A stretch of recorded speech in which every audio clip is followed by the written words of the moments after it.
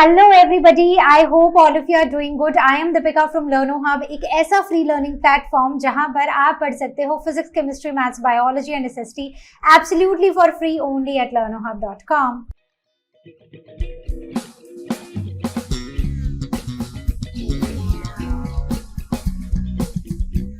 तो आज हम शुरू करने जा रहे हैं आईसीएसई क्लास 6 का नेक्स्ट चैप्टर। और कौन सा है ये chapter? Yes, the major crops. तो क्रॉप्स के बारे में, मेजर क्रॉप्स के बारे में आज हम डिस्कस करेंगे। तो चलिए शुरू करते हैं। तो बच्चों, क्या आप जानते हो कि अगर ये राइस, व्हीट, ये सब कुछ नहीं होता तो आज हम क्या खाते? हमारे पास तो कुछ खाने के लिए होता ही नहीं। ये वेजिटेबल्स नहीं होती, ये फ्रूट्स नहीं होते। तो एग्जैक्टली क्रॉप्स जो हैं वो हमारे डेली लाइफ की नीड्स को पूरा कर रही हैं, हमारी बॉडी की एनर्जी की नीड्स को पूरा कर रही हैं। तो बेसिकली क्रॉप्स वो प्लांट्स होते हैं जो फार्मर्स लगाते हैं और लार्ज स्केल में लगाते हैं, और उन क्रॉप्स से ही हमें खाने को मिलता है। So crops are the plants grown by the farmers. और इसमें हम सिर्फ ये नहीं बोल सकते कि सिर्फ ग्रेन्स वाले व्हीट, राइस या मिलेट्स हैं। नो, इसमें इवन फ्रूट्स एंड वेजिटेबल्स भी आते हैं। कई बार क्रॉप्स सिर्फ खाने के लिए उगाई जाती हैं और कुछ क्रॉप्स होती हैं जो पैसा कमाने के लिए उगाई जाती हैं। तो अगर आपको याद हो तो हमने लास्ट चैप्टर में भी पढ़ा है, करेक्ट? तो हमने कुछ प्लांटेशंस के बारे में पढ़ा है, सबसिस्टेंस फार्मिंग, जहां पर सिर्फ अपना पेट पालने के लिए, अपने परिवार का पेट पालने के लिए क्रॉप्स को उगाया जाता है। लेकिन जब हम इसको बड़े लेवल पर करते हैं और इन्हीं ग्रेन्स को बेचते हैं तो उससे हमें बहुत सारे पैसे भी मिलते हैं। So exactly, so they are grown for food, money and for both, right? So what are crops? These are the cultivated plants. Simple, okay. अब क्रॉप्स दो मेन तरह की होती हैं। एक होती है फूड क्रॉप्स और दूसरी होती है कैश क्रॉप्स। फूड क्रॉप्स मतलब जो हम खाने के लिए उगा रहे हैं, ठीक है। एंड कैश क्रॉप्स मतलब जिन्हें हम बेचने के लिए, कि उन क्रॉप्स को अगर हम, जो भी आएगी चीज उसको हम बेचेंगे, उसको सेल करेंगे तो उससे हमें क्या मिलेगा? पैसा मिलेगा, और उस पैसे से हम अपने परिवार की जरूरतों को पूरा करेंगे। तो इस तरह हमारे पास दो तरह की क्रॉप्स होती हैं। तो हमने क्या पढ़ा कि क्रॉप्स वो प्लांट्स होते हैं जो फार्मर्स उगाते हैं। इसमें दो तरह की होती हैं, फूड क्रॉप्स और कैश क्रॉप्स। फूड क्रॉप्स जो खाने के लिए होती हैं, जैसे इसमें राइस हो गया, व्हीट हो गया, मेज हो गया, राइट? अब कैश क्रॉप्स की बात करें तो जैसे कॉटन। अब कोई भी अपने घर में कॉटन उगा के उसके कपड़े तो बनाएगा नहीं, वो कॉटन बेच देगा या फिर उस कॉटन को फैक्ट्री में ले जाना पड़ेगा और फिर फैक्ट्री में उससे कपड़ा बनेगा या जो भी जरूरत का सामान है। तो एग्जैक्टली ये चीजें, ये जो कैश क्रॉप्स होती है ना, ये हम अर्निंग के लिए करते हैं कि हमने खूब सारी कॉटन उगाई, इस कॉटन को किसी को बेच दिया, अब उसने आगे फर्दर उसकी प्रोसेसिंग की, उससे जो बनाना है वो बनाया, राइट? हमारा काम था उगाना, बेचना, और उगा के बेचने से हमें मिला पैसा। So like cotton, like sugar cane, like tea, ठीक है? क्लियर हो गया। अब बात करते हैं सबसे पहले फूड क्रॉप्स की। ये फूड क्रॉप्स क्या होती हैं? फूड क्रॉप्स बेसिकली वो क्रॉप्स होती हैं जिन्हें ग्रो किया जाता है ताकि हम लोगों को फीड कर सके। बेसिकली मतलब जो भी इन क्रॉप्स को खाएगा उसका पेट भरेगा, राइट? तो खाने वाली क्रॉप्स, दीज इंक्लूड सीरियल जैसे कि वीट, राइस, व्हीट, मेज, बार्ले, मिलेट्स जैसे कि ज्वार, बाजरा, रागी, पल्सेस, ग्राम, तूर, मूंग, मसूर की दाल, then spices, cardamom, pepper, ginger and chillies. So these are the food crops जो हम खाते हैं, जिससे हमारा पेट भरता है, हम लोगों का पेट भर रहे हैं। अब फूड क्रॉप्स जो होते हैं ना, उनके सीजन्स होते हैं। मतलब ऐसा नहीं होता है कि कोई भी क्रॉप आप कभी भी लगा लो, नहीं। फूड क्रॉप्स के कुछ सीजन्स होते हैं और इन्हीं सीजन्स को हमने 3 सीजन्स में डिवाइड किया है। पढ़ा होगा आपने इनको बायो में भी पढ़ा होगा। तो ये जो हमारी क्रॉप्स होती हैं, ये होती है खारिफ, राबी एंड जैद क्रॉप्स। खारिफ क्रॉप्स जिन्हें हम जुलाई में ग्रो करते हैं, मतलब जिनके बीज हम जुलाई में बो देते हैं, मतलब इसी टाइम पर, राइट? अभी इससे पिछले कर महीने हमने सीड्स सो कर दिए, एंड दे आर हार्वेस्टेड इन नवंबर। तो देखो, जुलाई में सो करेंगे, जुलाई, अगस्त, सितंबर, अक्टूबर, नवंबर, ऑलमोस्ट 4 कर महीने, ठीक है? जुलाई में तो सो कर रहे हैं, नवंबर तक तो हमने फसल को काट भी लिया है। तो यही 4 कर महीने का जो टाइम है, so this time is for the kharif crop. अब यहाँ पर आप क्या देख रहे हो? यहाँ पर हो रही है खूब सारी बारिश। तो हमने इंडिया के बारे में तो पढ़ा है ना, थोड़ा थोड़ा पढ़ा है, नहीं पढ़ा होगा, नहीं भी पढ़ा है तो अब मैं बता देती हूँ। और आप ये चीज आप खुद भी नोटिस करते होंगे कि हमारे टाइम में बारिशें कब होती हैं, बहुत ज्यादा। मॉनसून का टाइम किसे हम बोलते हैं, बस यही, ये जो जून से शुरू होता है, मतलब मिड ऑफ मई से ऑलमोस्ट शुरू हो जाता है, सितंबर अक्टूबर तक खींच जाता है थोड़ा बहुत। तो ये वो टाइम होता है जो हमारा बारिशों का टाइम होता है। तो इसका मतलब ये वो क्रॉप्स हैं जिन्हें खूब सारा पानी चाहिए, बहुत सारा पानी। So these are the crop, जैसे कि राइस हो गया। तो राइस की आपने खेती देखी होगी। तो ये जो राइस की जहाँ पर खेती होती है उस लैंड को ना पूरा पानी से भरा जाता है, पूरी पानी से वो थ्रू आउट जब तक वो क्रॉप होती है उसे ऐसे फिल रखा जाता है। सो जैसे कि rice, maize, pulses, millets and soybean. So these are the examples of the kharif crop जिन्हें खूब सारा पानी चाहिए। अब बात करते हैं राबी क्रॉप्स की, मतलब वो क्रॉप्स जिन्हें हम अक्टूबर जैसे में ग्रो करते हैं और फरवरी तक हम इनको हार्वेस्ट कर लेते हैं। ठीक है, अब कौन सी क्रॉप्स हैं? अब अगर आप इंडिया के हिसाब से देखो तो ये वो समय है जब हमारी कंट्री में ठंडी का मौसम होता है, मतलब वो क्रॉप्स जिन्हें कम टेम्परेचर की जरूरत है। एग्जाम्पल, तो इसमें एग्जाम्पल आता है वीट, बार्ले, पीज, मस्टर्ड। तो ये वो क्रॉप्स है जिन्हें कम टेम्परेचर की जरूरत होती है। आगे बढ़ते हैं। Now we are talking about zaid crops, मतलब वो क्रॉप्स जिन्हें खूब सारी धूप की जरूरत होती है, मतलब उनको टेम्परेचर हाई चाहिए होता है और धूप चाहिए होती है भर भर के। So it starts from March, और ये जून तक में हम इस फसल को काट लेते हैं और फिर जुलाई से हमारी नई फसल शुरू हो जाती है, खारिफ क्रॉप। तो ये जो जायद क्रॉप्स होती हैं इनमें आती हैं वो क्रॉप्स जैसे कि watermelon, right, muskmelon. तो वाटरमेलन, मस्क मेलन दोनों साथ में याद रह सकते हैं। Bitter gourd. So these are the examples of the zaid crops. ठीक है, बात क्लियर हो गई। सो खारिफ, राबी, जायद, करेक्ट।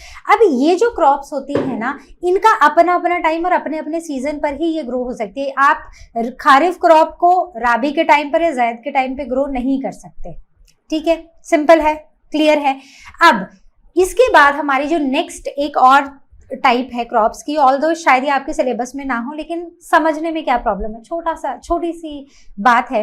फॉडर क्रॉप्स, तो ये वो स्पेशल क्रॉप्स होती हैं जो हमारी लाइफ स्टॉक जैसे कि काउस, बफलोज, गोट्स, इनको फीड करने के लिए उगाई जाती हैं। So these are called as the fodder crops. For example maize and oats. So they are grown to help cows and buffaloes to grow healthy।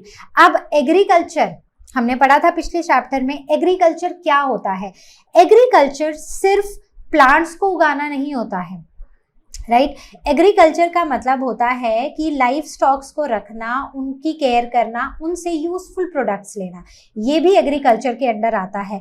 और ये बहुत कॉमनली देखा गया है कि वो लोग जिनके पास बड़ी बड़ी ज़मीनें होती हैं, उनके पास अपने पशु भी होते हैं, उनके पास अपने डोमेस्टिकेटेड एनिमल जैसे कि काउस, बफलोज, गोट्स, ये सब भी होते हैं। तो उनकी केयर करने के लिए, उनकी अच्छी हेल्थ के लिए, उन्हें प्रॉपर न्यूट्रिशन देने के लिए फॉडर क्रॉप्स को ग्रो किया जाता है। अब बात करते हैं सबसे पहली क्रॉप की। हमारा चैप्टर क्या है? हमारा चैप्टर है मेजर क्रॉप्स। तो मेजर क्रॉप्स में हमारी सबसे पहली क्रॉप है राइस, जो कि वर्ल्ड का स्टेपल फूड है। तो राइस एक स्टेपल फूड है, मतलब एक ऐसा फूड जिसे दुनिया की आधी से ज्यादा पॉपुलेशन खाती है, रोज खाती है। हमारे देश में तो चावल के बिना खाना खाने का मजा ही नहीं आता। तो मुझे ये जरूर बताना कि क्या आपको भी राइस उतने ही पसंद है जितने मुझे पसंद है। मतलब अगर मैं दिन में एक बार राइस ना खाऊं ना, तो मुझे लगता है कि आज मैंने कुछ मिस कर दिया है। तो क्या आपके साथ ऐसा है? मुझे जरूर बताना। तो so rice feeds more than 50% of the world population. अब इसकी जो कंडीशंस है ना बेटा, ये आपको बड़े ध्यान से याद रखनी है। पहली चीज, टेम्परेचर 20 से 30 डिग्री होना चाहिए, राइट। तो ये कौन सी खारिफ क्रॉप है? ये वो टाइम है जहां पर बारिश बहुत ज्यादा होती है। तो टेम्परेचर इस पानी की वजह से भी थोड़ा, मतलब बारिश की वजह से भी थोड़ा डाउन आ जाता है। तो टेम्परेचर की रिक्वायरमेंट 20 से 30 degree. Then plenty of water, बारिश हो रही है तो ऐसे राइस की जो फील्ड्स होती है ना, ऐसे वो पानी से भरी रहती हैं।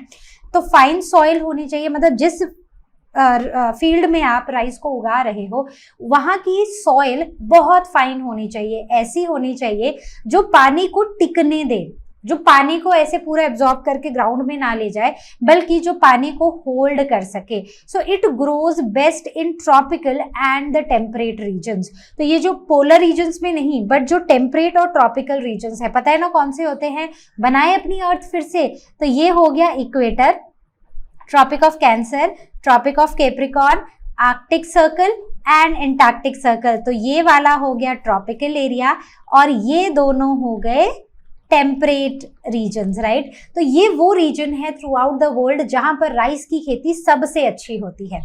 आगे बढ़ते हैं। So where is rice grown in India? तो इसके इंडिया से रिलेटेड ना मैं आपको बड़ा ही अच्छा एक इंपॉर्टेंट फैक्ट भी बताऊंगी, लेकिन बाद में। पहले राइस को हम अपने गैंटिक प्लेन्स में उगाते हैं। गैंटिक प्लेन्स मतलब वो जो गंगा के प्लेन्स है, यूपी, बिहार, वेस्ट बंगाल से लेके सुंदरबंस तक। सो ब्रह्मपुत्रा प्लेन्स में असम में, then Brahmaputra plains Assam, then eastern coastal regions Odisha, Andhra Pradesh, Telangana, Tamil Nadu, western coastal plains Gujarat, Maharashtra, Karnataka, even Kerala, then central states Madhya Pradesh, Chhattisgarh और नॉर्दर्न स्टेट्स में पंजाब और हरियाणा। तो अगर इंडिया में देखें ना तो ये दोनों तो भाई सबसे टॉप पर है, पंजाब और हरियाणा इंडिया में, इंडिया की अगर हम बात करें तो ये वो सारे, अगर तो आप देखो तो एक्चुअली ना almost through out the India, क्योंकि हमारा कंट्री जो है वो आधा ट्रॉपिकल में आता है और आधा टेम्परेट में आता है, तो हमारी कंट्री में राइस की खेती बहुत अच्छी होती है। Then throughout the world अगर हम बात करें तो इसमें जो फर्स्ट रैंक है वो है चाइना का और दूसरा लीडिंग प्रोड्यूसर है हमारा देश, हमारी country India. Next Indonesia, Bangladesh, Vietnam, Thailand, Myanmar, Brazil, Japan, Argentina, ये सारे ही बहुत ही अच्छे प्रोड्यूसर्स हैं राइस के। अब राइस का रिकैप करते हैं, इंपॉर्टेंट है, याद रखना है। तो एक तो ये स्टेपल फूड है जिसे वर्ल्ड की मोर देन 50% पॉपुलेशन कंज्यूम करती है। It needs 20 degree to 30 degree temperature, बहुत ज्यादा पानी और फाइन सॉइल। इंडियन स्टेट्स में गैंटिक प्लेन्स और कोस्टल एरियाज टॉप है। देन टॉप ग्लोबल ग्रोअर्स जो है, इवन इसमें पंजाब और हरियाणा काफी ऊपर है। देन टॉप ग्लोबल लीडर्स, तो first is China, second is India, फिर वियतनाम एंड थाईलैंड। अब इसकी जो कंडीशंस हैं जैसे हमने यहाँ पर भी लिखी हैं, so 20 to 30 degree, soil fine है जो पानी को होल्ड कर सके, and these are the rest of the things. So basically जो ऊपर लिखा है वही चीज नीचे रिपीट की गई है, तो इसको ध्यान से पढ़ना है। तो अब मैं आपको एक बड़ी ही इंटरेस्टिंग बात बताती हूँ और वो ये है कि रिसेंटली 2024 में न्यूज में आया था कि इंडिया ने रिकॉर्ड एक्सपोर्ट किया है राइस का। पता है कितना? 22 मिलियन टन से भी ज्यादा हमने राइस एक्सपोर्ट किया है। सोचो कितना होता है 22 million ton, mainly Middle East और अफ्रीका को। और 2023 को क्योंकि हमारी गवर्नमेंट ने इंटरनेशनल ईयर ऑफ मिलेट्स बुलाया था, तो क्योंकि हमें पता है कि राइस एक ऐसी क्रॉप है जिसे बहुत ज्यादा पानी की जरूरत है, तो अब हमारी जो गवर्नमेंट है वो नई नई स्कीम्स लेकर आ रही है जिससे हम पानी को बचा सके और ज्यादा से ज्यादा पानी को हम फार्मिंग में, राइस की फार्मिंग में लगा सकें और बहुत सारा राइस एक्सपोर्ट भी कर सकें। So this was the something that is very special to us because we exported 22 million tons of rice to Middle East and South Africa. है ना इंटरेस्टिंग? तो देखो देश आगे बढ़ रहा है, धीरे धीरे ही सही पर बढ़ तो रहा है। आगे बढ़ते हैं wheat. So wheat is the winter hero of India. तो वीट एक ऐसी क्रॉप है जिसे विंटर्स में उगाया जाता है और बहुत ज्यादा उगाया जाता है। So wheat is the cereal crop from the grass family. Then it is the mostly grown in winters. ये हम राबी सीजन में राबी क्रॉप है हमारी। देन ये टेम्परेट रीजन्स में भी अच्छी ग्रो होती है, मतलब टेम्परेट रीजन्स में अच्छी ग्रो होती है। टेम्परेचर, क्योंकि हम इसे विंटर क्रॉप बोल रहे हैं, राबी क्रॉप बोल रहे हैं या विंटर हीरो बोल रहे हैं, तो बेसिकली इसको 10 से 15 डिग्री सेल्सियस का टेम्परेचर चाहिए होता है, कम as compare to the kharif crop. और राइपनिंग के लिए जब ये राइप हो रही होती है, मतलब ग्रोइंग के लिए 10 to 15 डिग्री और राइपनिंग के लिए थोड़ा ज़्यादा, तो that is 20 to 25 degree ripening के लिए। अब बात करते हैं वीट ग्रोइंग रीजन्स की इंडिया में। तो इंडिया में सबसे टॉप पर है यूपी और and other major producers are Punjab and Haryana with UP 60% of the world's of the India's wheat. तो अगर हम यूपी को, पंजाब को, हरियाणा को आपस में मिला लें तो ये तीनों स्टेट्स मिलकर इंडिया का 60% वीट प्रोड्यूस कर रही हैं। सोचो कितना है, बहुत सारा। Then Madhya Pradesh, Rajasthan, Bihar, Gujarat, Maharashtra, also some in Uttarakhand, JNK, Himachal Pradesh and West Bengal.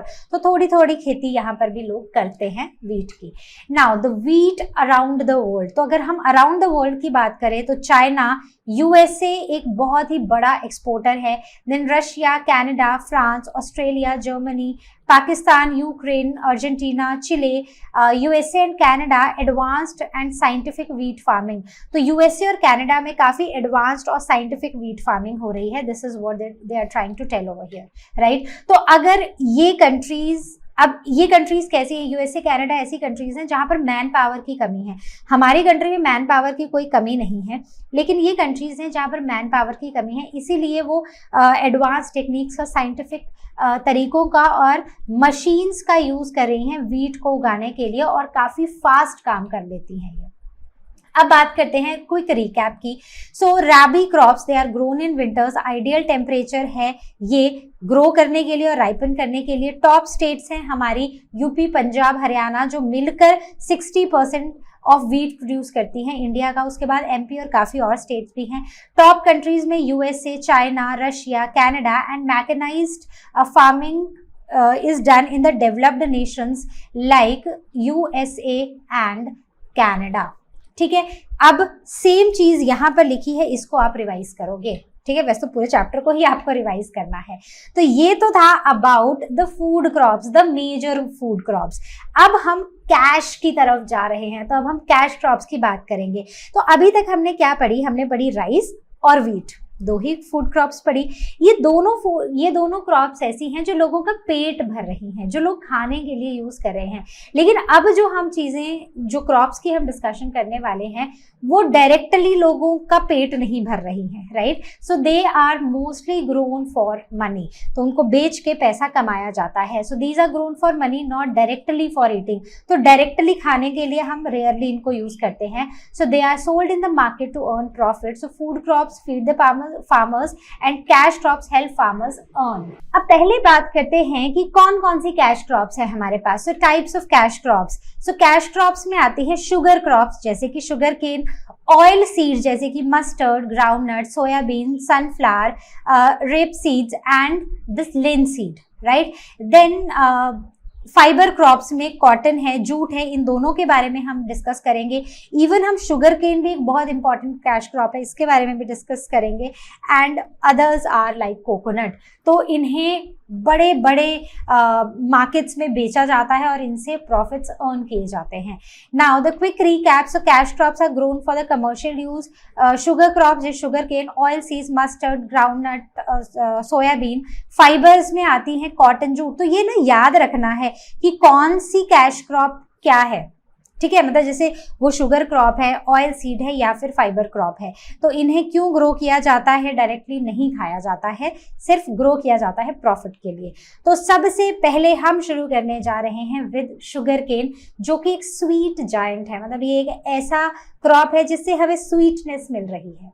तो sugar cane is a hardy crop from grass family, right. तो ये एक हार्डी क्रॉप है जो ग्रास फैमिली को बिलोंग करती है। ट्रॉपिकल, सब ट्रॉपिकल रीजन्स में ग्रो होती है और जो इसकी स्टॉक है वो 2 मीटर से 6 मीटर तक लंबी हो सकती है।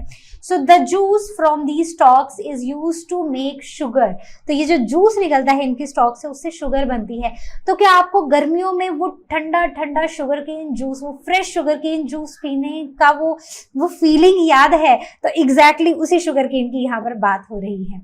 So what is sugar cane used for? किस लिए यूज करते हैं? So it is used for juices we get from molasses, so we get jaggery, ethanol, industrial production, and bagases, that is the leftover pulp, is used for paper and the fiber boards. तो paper और fibre board बनाने के लिए left over pulp का हम use करते हैं।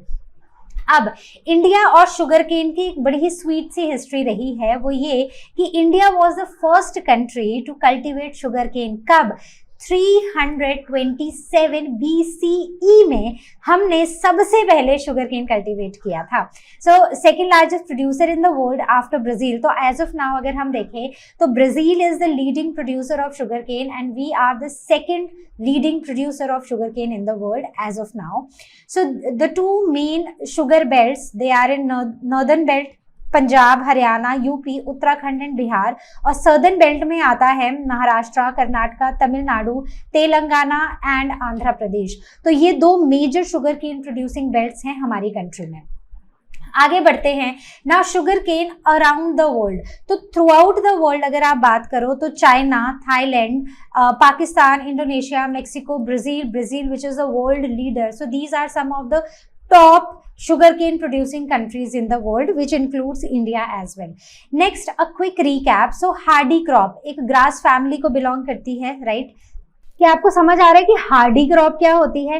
तो बेसिकली एक ऐसी क्रॉप ना जो बहुत स्ट्रॉन्ग है, बहुत स्ट्रेंथ है उसमें, एक ऐसी क्रॉप जो डिफिकल्ट से डिफिकल्ट सिचुएशंस में भी इजीली खुद को सरवाइव करा लेती है। So that is a hardy crop. So these are grown in tropical, sub tropical climate. Juice जैसे कि शुगर, गुड़, इथेनॉल, बैगसेस जैसे पेपर और फाइबर बोर्ड को बनाने में। इंडिया में नॉर्थ और साउथ की अपनी अपनी शुगर बेल्ट्स हैं और हमने वो स्टेट्स को भी डिस्कस किया। एंड ग्लोबली अगर हम देखें तो Brazil, China, Thailand, these are the top producers of sugar cane in the world. तो अभी रिसेंटली ये बात न्यूज में थी कि इंडिया ने अभी इथेनॉल ब्लेंडिंग का टारगेट अचीव कर लिया है अराउंड 12%, जिसमें शुगर केन से इथेनॉल बनाकर उसे पेट्रोल में मिक्स करके यूज किया जा सकता है और इवन ये हमारे एनवायरमेंट के लिए भी बहुत सेफ है। तो 12% टारगेट हम ऑलरेडी अचीव कर चुके हैं। दूसरी चीज कि 2024 में महाराष्ट्र और यूपी में शुगर प्रोडक्शन रिकॉर्ड तोड़ हुई है और साथ ही साथ यूपी को आज भी हम the sugar bowl of India ही बुलाते हैं।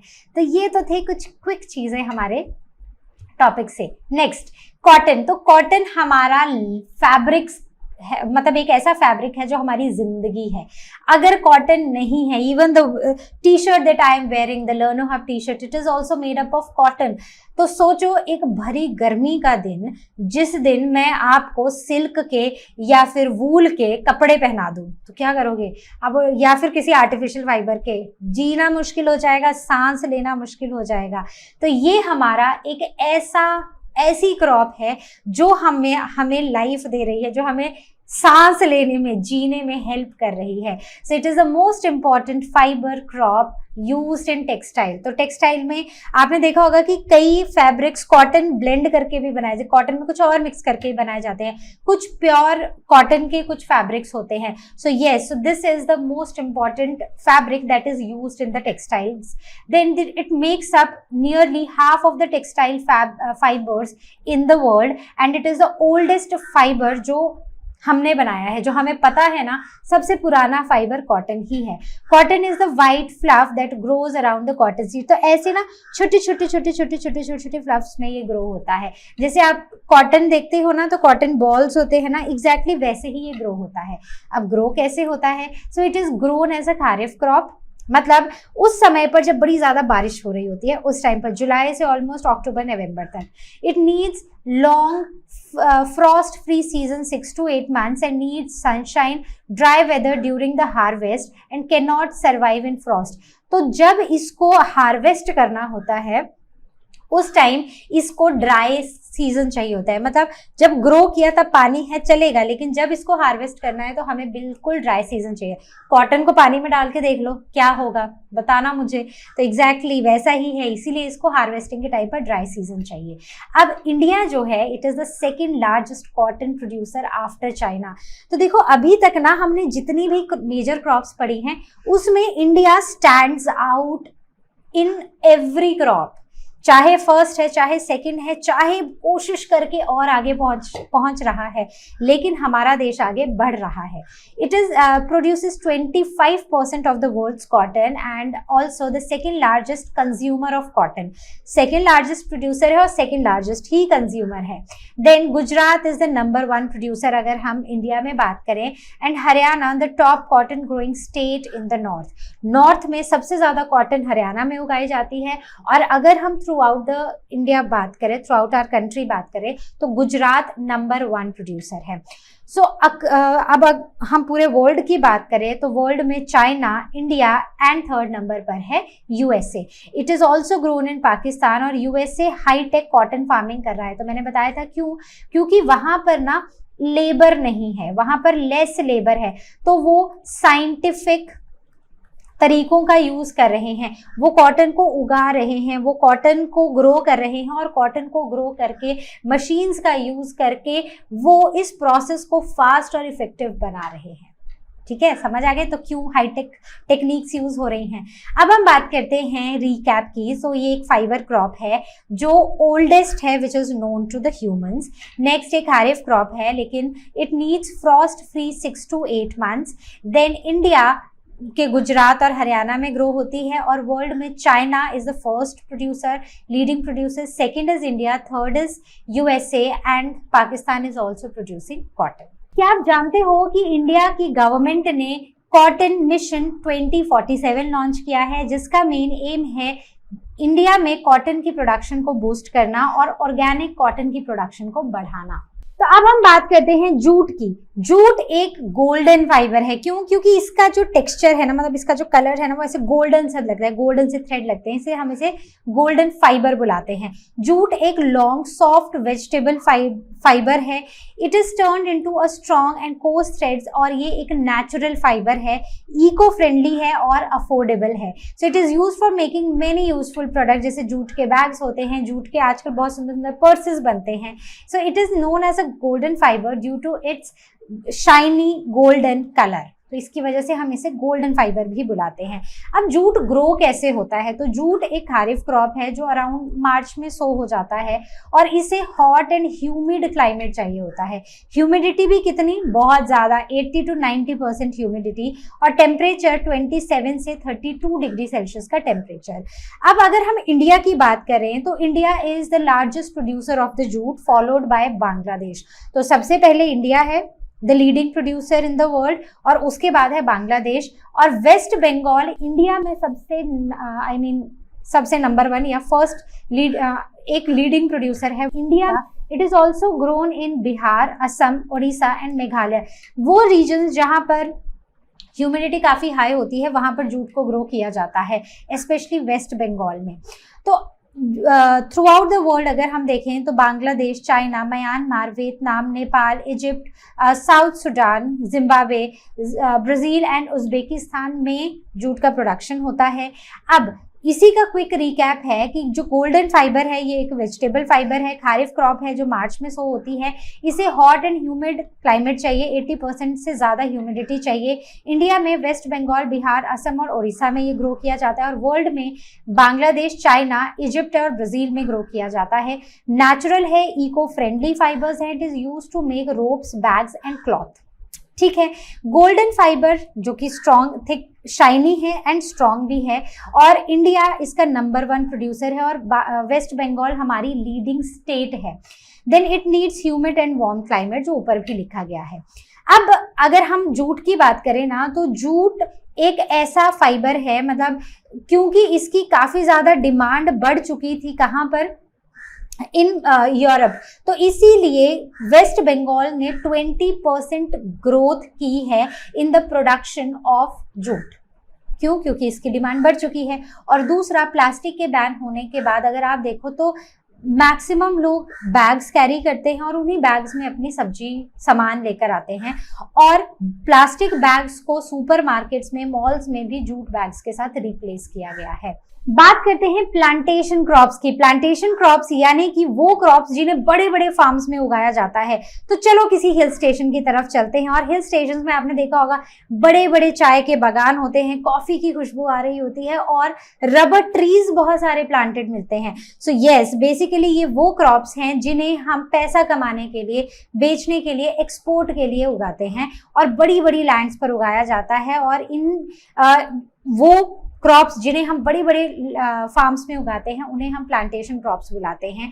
So usually cash crops, these are meant for sale, और इसमें इसके 3 मेजर एग्जांपल्स हैं जिनको हम यहाँ पे डिस्कस करने वाले हैं: T, coffee and rubber. So T is the most popular beverage world wide. तो हर कोई सुबह उठ के 1 कप चाय मिलेगी, 1 कप चाय मिलेगी, सोने के टाइम 1 कप चाय मिलेगी। कुछ खुशी की बात है 1 कप चाय पिए, कुछ दुखी की बात है यार 1 कप चाय ही पिला दे। तो एग्जैक्टली चाय एक ऐसा वर्ल्ड वाइड बेवरेज है जो सब लोग पसंद करते हैं, ऑलमोस्ट सब लोग, ठीक है। So it is a perennial plant जो throughout the year grow करता है, and it thrives in tropical and subtropical regions. अब इसकी कंडीशंस क्या है? इसे टेम्परेचर चाहिए 13 से 32 डिग्री सेल्सियस तक का। तो टेम्परेचर को भी अगर आप देखो ना तो बहुत वाइड रेंज है टेम्परेचर की, कोई नैरो रेंज में नहीं ग्रो करता है, बहुत वाइड रेंज है। Then 200+ centimetre of wide spread rain, ठीक है। Sandy loam soil which is rich in nitrogen and iron, correct, तो याद रखना पड़ेगा ये। So why does tea grows the best? So best, where does the tea grows the best? So it grows in hilly slopes जहां पर water is drained easily by the soil, और ये labour intensive है। तो मतलब खुद ना हाथों से प्लक करनी पड़ती है ये चीज। सो क्योंकि ये आपने देखा होगा तो ये झाड़ियां होती हैं, और झाड़ियों को ऐसे प्लकिंग करते हैं हम, तो प्लक कर करके ये काफी लेबर इंटेंसिव प्रोसेस है। Darjeeling is the home of the finest Indian T. अगर इंडिया की फाइनेस्ट टी पीनी है तो दार्जिलिंग टी पीनी है, ठीक है। तो अगली बार कौन सी टी लाओगे? दार्जिलिंग जाओगे तो दार्जिलिंग टी लेकर आओगे। So it is popular for its aroma, taste and quality. तो अरोमा, खुशबू भी अच्छी आती है जब चाय बनती है, टेस्ट भी अच्छा होता है, क्वालिटी भी बेस्ट होती है। The tea growing regions in India. तो इंडिया सेकेंड लार्जेस्ट प्रोड्यूसर है टी का आफ्टर चाइना, और main states Assam, West Bengal, Tamil Nadu, Kerala, और उसके सिवा भी सिक्किम, त्रिपुरा, अरुणाचल प्रदेश और हिमाचल प्रदेश के कांगड़ा में टी ग्रो की जाती है। अब थ्रू आउट द वर्ल्ड अगर हम देखें तो सबसे पहले नंबर पर है चाइना, दूसरे नंबर पर है इंडिया, और तीसरे नंबर पर है श्रीलंका। तो इंडियन और चाइनीज टी जो है they are known for their high quality and great aroma. मतलब ऐसे चाय बनाओ तो ऐसी अच्छी सी खुशबू आती है। So they are known for high quality and बहुत ही अच्छी अच्छी खुशबू के लिए। Now the quick recap. तो ये एक प्लांटेशन क्रॉप है जिसे ह्यूमिड क्लाइमेट में उगाया जाता है, जिसकी टेम्परेचर रेंज है 13 से 32 डिग्री सेल्सियस, और रेनफॉल इसे 20 सेंटीमीटर से ज़्यादा चाहिए। सैंड कैसी है? जो वेल ड्रेन्ड हो। तो हिल्स में आराम से इसको उगाया जाता है। Sandy loam which is rich in nitrogen and, कौन से थे? Nitrogen and iron. Labour intensive process है क्योंकि पत्तियों को हाथ से तोड़ा जाता है। इंडिया में वेस्ट बंगाल, असम, तमिलनाडु, केरला, और वर्ल्ड में सबसे पहले China, India and then Sri Lanka. अब हम बात करते हैं कॉफी की। तो कॉफी वर्ल्ड का वेकअप ड्रिंक है। तो वैसे तो इंडिया में कॉफी बिल्कुल भी वेकअप ड्रिंक नहीं है, मतलब अगर बात करें तो कॉफी का ऐसे बोल जाता है कि अच्छा एग्जाम है, पढ़ना है, नींद आ रही है, coffee P low. Although as a student, as your teacher and you being my student, I won't advise you to do that. It is not good to have coffee so much. नींद लेना before the exam is very much important. तो इसे वैसे wake up drink बोला जाता है. So it is made of the roasted coffee beans. Beans grow on coffee trees. तो coffee trees के ऊपर बीन्स ग्रो करती हैं। कॉफी एक प्लांटेशन क्रॉप है जो ट्रॉपिकल और सब ट्रॉपिकल हिली रीजन्स में, तो ये भी सेम आपको ऐसे ही कॉफी के भी वो बड़े बड़े एस्टेट दिखाई देंगे।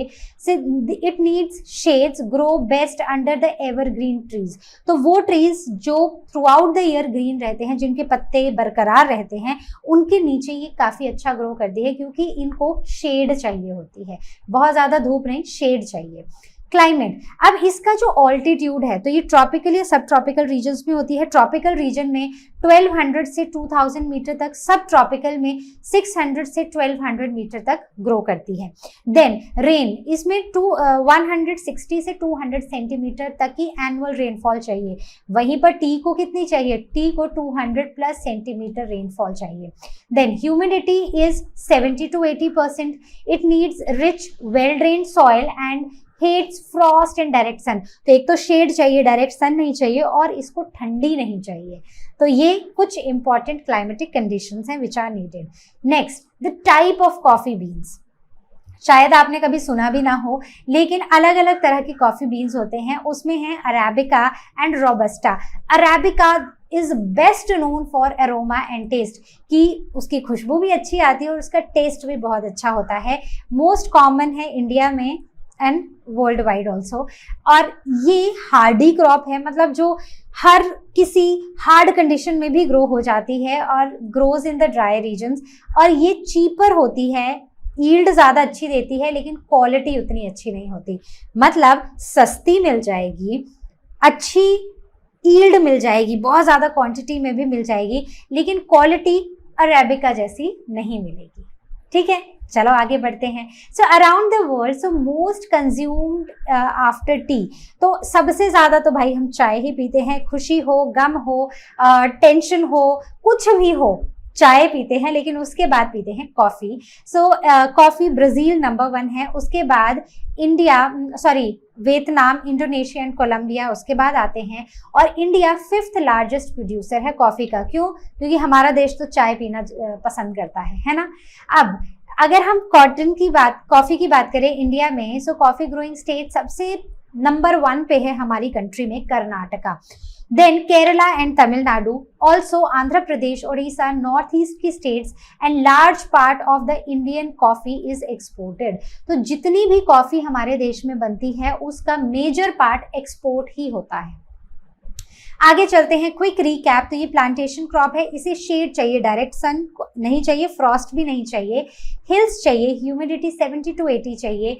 टाइप्स हैं arabica which is the best, robusta is tough, quality is not that great, yield is good and it is cheap also. Then India में Karnataka is the leading producer, उसके बाद Kerala and Tamil Nadu, and world wide Brazil, Vietnam, Indonesia and India. और ये वो सारी चीज़ें हैं जो आप फिर से क्विक रिकैप करोगे, मेरे लिए ज़रूर पढ़ोगे। ठीक है, अब बात करते हैं रबर की। From trees to tyres. तो रबर एक ऐसी चीज़ है ना, तो आप छोटी छोटी चीज़ों में देखो, इरेजर देख लो अपना, टायर्स देख लो, सब रबर के बने हुए हैं। So rubber comes from latex which is a white fluid from the rubber tree. तो ऐसे रबर ट्रीज होते हैं, इनसे ये वाइट कलर का फ्लूइड निकलता है। आपने देखा होगा जंगलों में ऐसे रबर ट्रीज के पास ना ऐसे वो मटके से लटकाए होते हैं जिनमें ये फ्लूइड कलेक्ट होता रहता है। बेसिकली इसी से रबर बनता है। अब latex is collected in the cups tied to the rivers and it needs a lot of manual labour. तो ये भी एक लेबर इंटेंसिव प्रोसेस है। It is needed to tap the latex, so lot of labour चाहिए होती है। So latex is taken to the factories, purified, dried, and then उससे क्या क्या बनते हैं? उससे बनते हैं tyres, sheets, tubes and other rubber products. ठीक है, तो बड़ा इंपॉर्टेंट है। देन ग्रोइंग की कंडीशंस क्या है, क्लाइमेटिक कंडीशंस क्या है? तो ये हॉट, ह्यूमिड, ट्रॉपिकल क्लाइमेट में ग्रो करता है। रेनफॉल 200 से 300 सेंटीमीटर एनुअली होती है। ह्यूमिडिटी 80 से ऊपर ही रहती है and it is ideal. So ideal temperature is 20 degree celsius to 34 degree celsius. So trees are planted on slopes to avoid water logging. तो ट्रीज को ना हमेशा ऐसे स्लोप्स पे प्लांट किया जाता है ताकि इनके आसपास ना पानी इकट्ठा ना हो सके। सो that is not at all needed for them. Now अगर हम इंडिया में बात करें तो India through out the world 5th largest producer है रबर का। और अगर हम उस स्टेट की बात करें जो लीडिंग प्रोड्यूसर है हमारी कंट्री में, so that is Kerala. Kerala 80% rubber बनाती है हमारी कंट्री का। Then rubber producing states others Tamil Nadu, Karnataka, Goa, Andhra Pradesh, Odisha, Maharashtra, north east की states, west Bengal and Andaman Nicobar islands. ठीक है, अब दुनिया में चलते हैं तो दुनिया में Thailand, Indonesia, Malaysia, Vietnam, Brazil, Sri Lanka, east Indies and India is rank the 5th। तो ये कुछ वो कंट्रीज हैं जो रबर प्रोड्यूस करती हैं। अब क्विक रिकैप, तो ये है आपका quick recap. So from latex, rubber tree का जो वाइट लिक्विड होता है उसको कलेक्ट करके उन्हें फैक्ट्रीज में ले जाया जाता है और वहां पर उनकी क्लीनिंग, प्योरीफाइंग और उनसे अलग अलग प्रोडक्ट्स बनाए जाते हैं। रेनफॉल 200 से 300 सेंटीमीटर, टेम्परेचर 20 से 34 degree celsius. India is the 5th leading country to produce rubber और इंडिया में Kerala is the number 1 state जो 80% रबर बनाती है हमारे देश का। बाकी तमिलनाडु, आंध्र प्रदेश और नॉर्थ ईस्ट की स्टेट्स हैं। वर्ल्ड में Thailand, Indonesia and Malaysia are other countries which produce rubber. अब हम उस टॉपिक पे आए हैं जो कि लास्ट टॉपिक तो है ही इस चैप्टर का, लेकिन बड़ा ही इंपॉर्टेंट चैप्टर है and that is green revolution. क्या है ये ग्रीन रेवोल्यूशन? ग्रीन रेवोल्यूशन, तो ग्रीन रेवोल्यूशन से आप क्या समझते हो? सब कुछ green? Not exactly. Green revolution का मतलब है ग्रीन्स की प्रोडक्शन को इंक्रीज करना ताकि हम ज्यादा लोगों का पेट भर सकें। तो एग्जैक्टली कुछ ऐसा ही हुआ। 1967 के टाइम पर इंडिया में मेजर फूड ग्रेन्स का क्रंच था, तो हमें ना बाहर से व्हीट इंपोर्ट करना पड़ता था ताकि हम अपनी पॉपुलेशन को खिला सकें। तो वहीं पर आया था फिर ग्रीन रेवोल्यूशन। तो देखते हैं कैसे। तो major rise in the food production in India, तो ये जो पूरा कॉन्सेप्ट था ये मेक्सिको और फिलीपींस में ओरिजिनेट हुआ था, जहां पर साइंटिस्ट ने नई वेराइटीज डेवलप की थी व्हीट, मेज और राइस की, मतलब जेनेटिकली इंप्रूव्ड वेराइटीज वहां पर इंट्रोड्यूस की थी। So this help solve the food shortage in 1960s, जिससे वहां की फूड शॉर्टेज कम हो गई थी। तो ग्रीन रेवोल्यूशन सिर्फ कलर के बारे में नहीं है, it is about the production of more and more grains ताकि हम अपनी पॉपुलेशन को खिला सके। अब इसमें डॉक्टर नॉर्मन बोरलॉग का बहुत इंपॉर्टेंट रोल रहा है। He is the Nobel prize winning scientist. He introduce new seed types 1967 में टू इंडियन फार्मर्स। अब जैसे हम बात कर रहे हैं हमारा देश आजाद हुआ 47 में, उसके बाद वैसे ही बहुत सारे क्रंच चल रहे थे हमारे देश में और उसमें से एक था कि हम अपनी पॉपुलेशन का पेट नहीं भर पा रहे थे और हमें चीजों को इंपोर्ट करना पड़ा था। जितना ज्यादा हमारा इंपोर्ट होगा उतनी ज्यादा चीजें महंगी होगी और उतना ज्यादा हमारी इकोनॉमी स्ट्रांग नहीं हो पाएगी अगर हम हर चीज बाहर से लेकर आएंगे। तो इसलिए नॉर्मन बोरलॉग ने 1967 में इंडियन फार्मर्स को ये हाई यील्डिंग वेराइटी, जिसे HYV भी बोलते हैं, जहां भी ये लिखा हुआ दिख जाए HYV सीड्स, मतलब हाई यील्डिंग वेराइटी सीड्स उन्होंने दिए, जिससे जो इंडिया फूड शॉर्टेज मतलब फेस कर रहा था, इंपोर्ट कर रहा था फूड ग्रेन्स, उससे बहुत ज्यादा फूड प्रोडक्शन होने लगा। So he led efforts to grow the food using semi dwarf and high yielding seeds. और इसका जो मतलब मेजरली फोकस था वो था व्हीट पर, पंजाब और हरियाणा में, क्योंकि लैंड काफी फर्टाइल थी, सीधी सीधी लैंड थी, आराम से ग्रो हो जाता था। So what made it green? So high yielding variety seeds made it green, semi dwarf varieties made it green, और प्रॉपर इरिगेशन और modern equipments, modern techniques, modern scientific methods, modern equipments ने इसको green revolution बनाया। So result was spectacular, क्योंकि जो crop का output था ना वो इतना अमेजिंग था, मतलब क्रॉप फेलियर्स नहीं और सिर्फ बेस्ट यील्डिंग क्रॉप्स हमें मिल रही थी, जिससे हम अपनी पॉपुलेशन का पेट भर पाए। और क्या आपको पता है कि 2024 में इंडिया ने एवर ग्रीन रेवोल्यूशन अनाउंस किया है? तो क्या आप जानते हो कि ये एवरग्रीन रेवोल्यूशन क्या है? ये बेसिकली एक ऐसा रेवोल्यूशन है जिसमें फार्मिंग को ऑर्गेनिक फार्मिंग बनाना और सस्टेनेबल एग्रीकल्चर पर फोकस करना है। अब बात करते हैं क्विक रिकैप की। तो स्टार्ट कहाँ हुआ? मेक्सिको, फिलीपींस में 1967 में ये इंडिया में पहुंचा। कौन लेकर आया? नॉर्मन बोरलॉग, और इन्होंने high yielding variety wheat seeds दिए, जिससे पंजाब हरियाणा में क्रॉप प्रोडक्शन बूस्ट हुआ। का यूज हुआ हुआ और इससे हमें बहुत ज्यादा क्रॉप बूस्ट देखने को मिला। Then the growth of fertilizers and pesticides in industries, canals expanded, जिससे कि इरिगेशन सिस्टम हमारा बेटर हुआ। ये जो सीड्स थे इनको बहुत ज्यादा पानी की जरूरत थी, तो मोर क्रॉप्स पर ईयर, तो मल्टीपल क्रॉपिंग, मोर फूड और मोर इनकम, तो ये सब चीजें बूस्ट हुई इस रेवोल्यूशन से। यहाँ पर रूरल इलेक्ट्रिफिकेशन एक्सपैंड हुआ, ज्यादा वाटर पंप्स और मशीन्स का यूज होने लगा, जिससे कि पानी की कमी या फिर इलेक्ट्रिसिटी की कमी किसी भी तरह से किसी भी मशीन को, वाटर पंप्स को बिल्कुल नहीं हुई। रेलवेज और रोड्स बनाए गए ताकि जो भी खाना बन रहा है, जो भी ग्रेन्स है, उनको हम दूर दूर तक मतलब लेकर जा सकें, तो ये रोड्स और रेलवेज भी इंप्रूव हुई। Then farmers could send crops from villages to cities. अब क्योंकि ये सारी प्रोडक्शन विलेजेस में हो रही थी, तो इसीलिए ये इस प्रोडक्शन को, इन खाने को, इन ग्रेन्स को सिटीज तक पहुंचाना जरूरी था। तो क्या हुआ, रोड्स और रेलवेज ने विलेजेस और सिटीज को कनेक्ट किया और इस कनेक्टिविटी से ये खाना विलेजेस से सिटीज तक पहुंचा, विलेज के लोगों को भी पैसा मिलना शुरू हुआ। तो आई होप इतने फीचर्स आपको समझ आए हैं। Now we will be talking about the impact of green revolution। तो green revolution का impact क्या रहा है? तो ग्रीन रेवोल्यूशन ने हमारे एग्रीकल्चर को बूस्ट किया, इसने हमारे फार्मर्स की इनकम को बढ़ाया, इंपोर्ट्स को कम किया और लोगों के लिए नई जॉब्स क्रिएट की। So it encourage the modern technology in farming. तो इवन फार्मिंग में भी मशीन्स का, इलेक्ट्रिक पंप्स का यूज करना, तो मॉडर्न फार्मिंग टेक्निक्स का, मॉडर्न मशीन्स का, इक्विपमेंट्स का यूज करना यहाँ पर शुरू हुआ।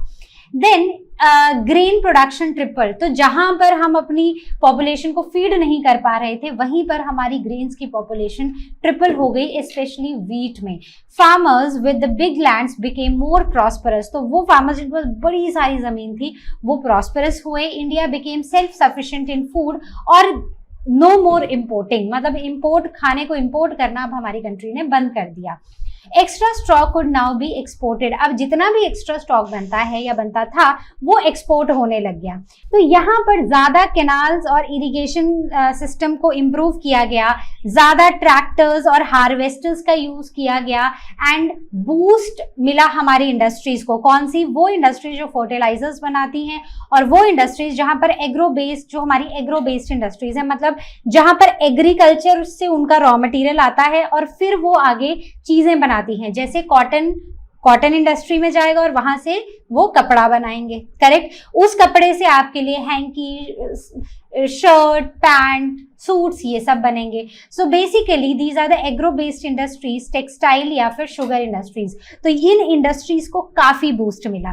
फार्मर्स की लाइफ चेंज हुई, फार्मर्स ज्यादा अर्न करने लगे और वो ग्रो होने लगे। Modern so they adopted modern techniques. Punjab saw 3x rise in the yield. तो जितना यील्ड पहले होता था उससे ट्रिपल यील्ड पंजाब में देखने को मिली। Government supported them with loans, roads, education and price protection. तो अभी भी अगर आप ना वो जो हमारे गवर्नमेंट रेडियो चैनल्स हैं, मतलब जो हमारे रेडियो चैनल्स हैं, अगर आप उनको सुनो ना तो उनमें एक समय ऐसा आता है, मतलब शाम के टाइम पर, जहां पर फार्मर्स को ना महत्वपूर्ण जानकारी दी जाती है, क्या करना है, क्या नहीं करना है, कैसे यील्ड को बढ़ाना है, कैसे अपनी क्रॉप्स को प्रोटेक्ट करना है, ये सब जानकारियां फार्मर्स को दी जाती हैं। फार्मर्स के लिए रोड्स बने, उनके लिए लोन्स अप्रूव किए गए, उन्हें एजुकेट किया गया। अब जहां पर ग्रीन रेवोल्यूशन हमारे फार्मर्स को काफी पॉजिटिवली इम्पैक्ट कर रहा था, हमारी देश को भी इम्पैक्ट कर रहा था, जहां हमारे इंपोर्ट्स कम हो चुके थे और सरप्लस फूड बन रहा था और वो एक्सपोर्ट हो रहा था, वहीं पर उसके कुछ ड्रॉबैक्स भी थे। और ड्रॉबैक्स क्या? सबसे पहले कि यहाँ पर जितने भी फार्मर्स थे, ऑल्दो पंजाब, हरियाणा, यूपी, आंध्र प्रदेश, तमिलनाडु, बंगाल, यहाँ पर फार्मर्स रिच हुए, लेकिन जो पुअर फैमिलीज थी वो अफोर्ड नहीं कर पाई इन सीड्स को। कौन से सीड्स को? यही हाई यील्डिंग वेराइटी सीड्स को, फर्टिलाइजर्स को, मशीन्स को और इरिगेशन सिस्टम को, जिससे उनकी ग्रोथ नहीं हो पाई। अब क्योंकि हाई कॉस्ट थी तो पुअर फार्मर्स अफोर्ड नहीं कर पा रहे थे। हाई कॉस्ट ऑफ फार्मिंग हो चुकी थी, जहां पर फार्मिंग बहुत सिंपल होती थी अभी उसकी कॉस्ट बढ़ चुकी थी। ह्यूज वाटर डिमांड थी for these crops. Irrigation setup चाहिए था जो कि एक्सपेंसिव था और टाइम कंज्यूमिंग भी था। So it was not suitable for small and rain fade farms, मतलब उन फार्म्स के लिए जो छोटे थे या फिर जो बारिश के से ही इरिगेट होते थे, उनके लिए ये पूरा सिस्टम बहुत इफेक्टिव नहीं था।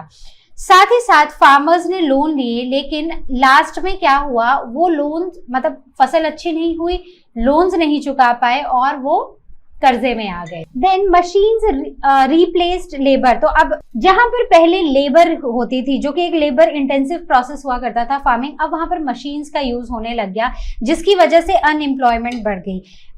Workers they migrated to cities, और सिटीज में हमें ओवर क्राउडिंग देखने को मिली क्योंकि फार्मिंग में इतना स्कोप बचा नहीं। या तो सीड्स फेल हो रहे थे या तो फिर वहां पर बहुत ज्यादा मशीन्स आ गई थी, तो मैनुअल लेबर की जगह बची नहीं थी। तो इसकी वजह से सिटीज में ओवर क्राउडिंग होना शुरू हो गई क्योंकि लोग रोजगार के लिए, काम के लिए सिटीज की तरफ मूव करना शुरू हुए। Over use of fertilizers and pesticides हो रहा था। Soil lost natural fertility, yield dropped over time, right. Soil की फर्टिलिटी जाने लगी क्योंकि यहाँ पर एक्सेस ऑफ फर्टिलाइजर्स और पेस्टिसाइड्स का यूज हो रहा था, तो वो जो नेचुरल फर्टिलिटी थी वो खत्म हो रही थी और यील्ड भी विद टाइम फिर ड्रॉप हो गई। Farmers water got polluted. Farm का जो पानी था, फार्मर्स का नहीं, फार्म्स का पानी जो था वो पॉल्यूट होने लग गया। क्यों? क्योंकि हम वहां पर केमिकल्स का यूज कर रहे थे और इस केमिकल ने पानी को पॉल्यूट कर दिया। Then it affected the humans, biodiversity and even यहाँ पर हेल्थ पर रिस्क भी बनाया, और कुछ एरियाज ऐसे हैं जहां पर कैंसर बहुत तेजी से फैलने लग गया। तो ये थे कुछ drawbacks of the green revolution. अब हम बात करते हैं final thoughts on green revolution. तो ग्रीन रेवोल्यूशन के ऑल्दो बेनिफिट्स थे लेकिन ड्रॉबैक्स भी थे। बेनिफिट जैसे कि फूड ज्यादा था, लेस हंगर, तो लोगों का पेट भर रहा था। ड्रॉबैक ये था कि यहाँ पर ये बिग और रिच फार्मर्स को ही फेवर कर रहा था क्योंकि एक्सपेंसेस ज्यादा थे, पैसे ज्यादा चाहिए थे मशीन्स के लिए, अपने इरिगेशन को इम्प्रूव करने के लिए, in high yielding variety seeds के लिए। Then exported grains and self sufficiency. तो ग्रेन्स को एक्सपोर्ट कर रहे थे, सेल्फ सफिशिएंट हो रहा था देश, वहीं पर पुअर फार्मर्स इस न्यू टेक्नोलॉजी को अफोर्ड नहीं कर पा रहे थे। देन मोर इनकम कुछ एरियाज में हो रही थी लेकिन बाकी सब में या तो कर्जा हो रहा था या पॉल्यूशन हो रहा था या सॉइल डैमेज हो रही थी। जॉब्स क्रिएट हो रही थी लेकिन बहुत सारी जॉब्स ऐसी थी, स्पेशली क्योंकि मशीन्स आ चुकी थी तो बहुत ज्यादा काम मशीन से हो रहा था, तो मैनुअल लेबर की जरूरत इतनी बची नहीं थी, जिसकी वजह से there was job loss in villages and there was city overcrowding. लोग विलेजेस से सिटीज की तरफ मूव हो रहे थे। So this was all from our today's session. I hope आपको पूरा ही चैप्टर मेजर क्रॉप समझ आया है। इस चैप्टर में एक बड़ा सा चार्ट लेना, एक बड़ा सा पेपर लेना और उसमें सारी ही क्रॉप्स को लिखना। उन क्रॉप्स में सॉइल, ह्यूमिडिटी, टेम्परेचर, कौन सी टाइप ऑफ क्रॉप है, ये सब लिखकर उससे अपने सामने चिपका लो और उसको रिवाइज करते रहो। चैप्टर कुछ भी नहीं है, आप बहुत इजीली इसको पढ़ लोगे और ग्रीन रेवोल्यूशन बहुत इंपॉर्टेंट टॉपिक है इस चैप्टर से, तो ध्यान से पढ़ना। कोई भी डाउट होगा आस्क क्वेश्चन सेक्शन में पूछना या फिर लर्नो हब स्वयं के साथ क्लास को बुक कर लेना। I see you next time with the next video. Till then you all take care and as you all know, Learno Hub मतलब फ्री है पर बेस्ट है।